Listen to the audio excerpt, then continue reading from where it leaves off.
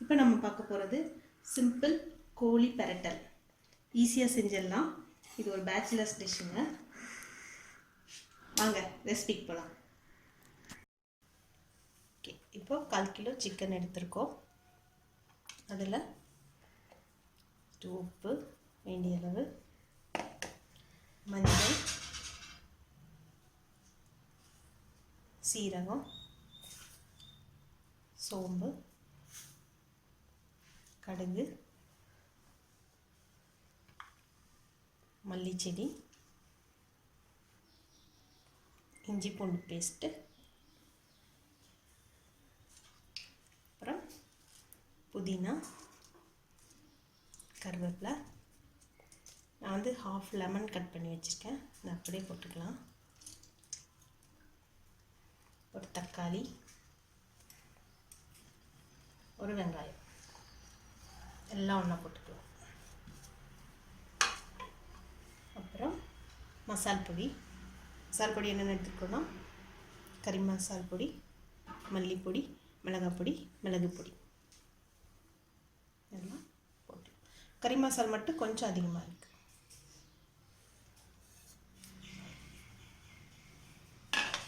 இப்போ எல்லாத்தையும் ஒன்றா நல்லா பிசைஞ்சிடணும். கை வச்சு பிசைஞ்சிக்கலாம்.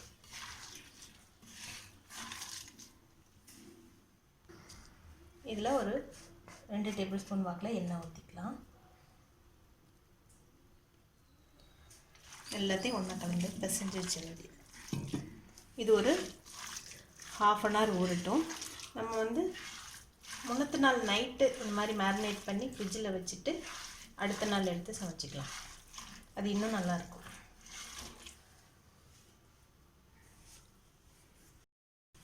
இதில் கொஞ்சம் பிரிஞ்சி இலை, கொஞ்சோண்டு பட்டை, 2 லவங்கம் எல்லாம் போட்டு ஒன்றா கலந்துக்கலாம்.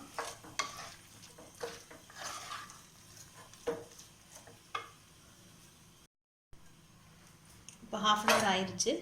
இதை அடுப்பில் வச்சாச்சு.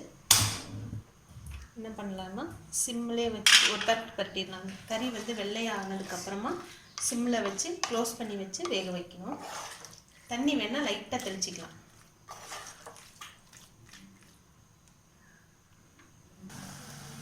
இப்போ பார்த்திங்கன்னா தண்ணியெல்லாம் வெளியில் வந்துடுச்சு சிக்கனோடது. இப்போது அடுப்பை சிம்மில் வச்சிடலாம். இந்த டைமில் உப்பு காரம் செக் பண்ணிவிட்டு வேணும்னா சேர்த்துக்கலாம். காரம் போடலான்னு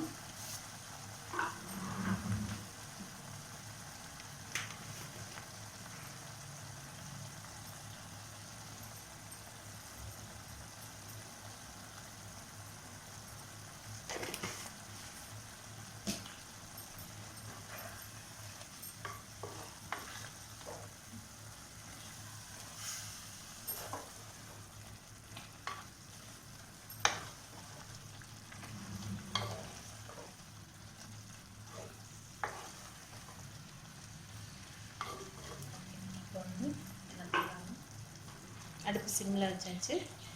க்ளோஸ் பண்ணி வேக வச்சிடலாம். வேகட்டும் ஒரு 5 நிமிஷத்துக்கு. அப்புறம் திறந்துப்பா. 5 நிமிஷம் இது சிம்மிலே வெந்திருக்குது. என்ன பண்ணலாம், சிக்கன் வெந்துருச்சு.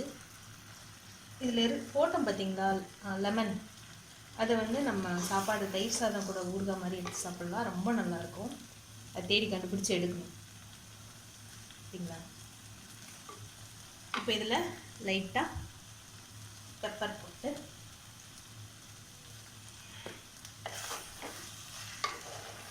ஒரு பரட்டு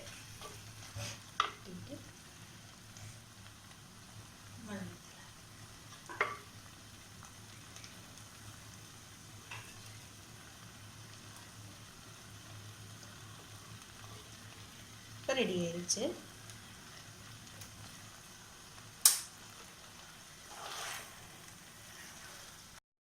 இப்போ சிம்பிள் கோழி பிரட்டல் ரெடி ஆயிடுச்சு. சாப்பாடு கூட சப்பாத்தி, இட்லி, தோசை எல்லாத்து கூடயும் இது சூட் ஆகும். டக்குன்னு ரெடி ஆகிடுற டிஷ்ஷு. பேச்சுலர்ஸ் டிஷ் முக்கியமாக. நைட்டே நம்ம வந்து மேரினேட் பண்ணி ஃப்ரிட்ஜில் வச்சிட்டோம்னா அடுத்த நாள் காலையில் 10 நிமிஷத்தில் ரெடி ஆயிரும். எடுத்து அடுப்பில் வைக்கிறது மட்டும்தான் வேலை. ட்ரை பண்ணி பாருங்கள். இப்போ வாங்க சாப்பிட்லாம்.